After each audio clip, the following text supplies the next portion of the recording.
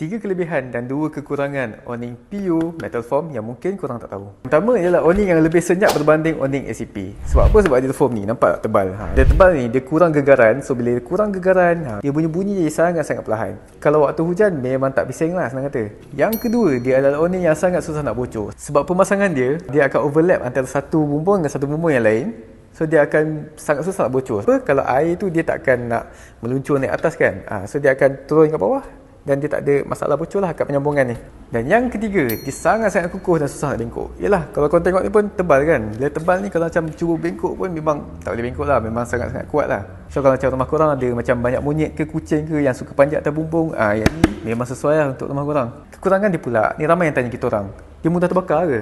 So memang bahagian foam ni memang mudah terbakar. Tapi korang jangan risau, dia tak membahayakan rumah korang.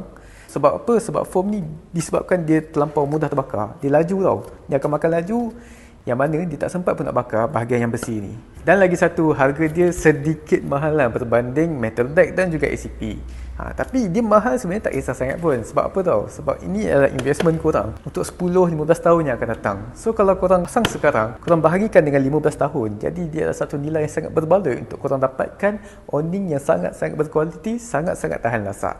So kat mana korang boleh tempah awning pure metal ni? Kat mana lagi? Korang tempah dia dekat England. Sebab apa? Kita orang ada pengalaman 13 tahun dalam bidang besi. Dan lagi satu, ada waranti 1 tahun untuk setiap pemasangan yang kami buat. Jadi kalau ada apa-apa masalah bocor, walaupun dia susah nak bocor, tapi kalau ada masalah bocor, korang boleh call kita orang. So nak tempah dekat mana? Korang klik link kat bio, nanti kita orang akan WhatsApp korang.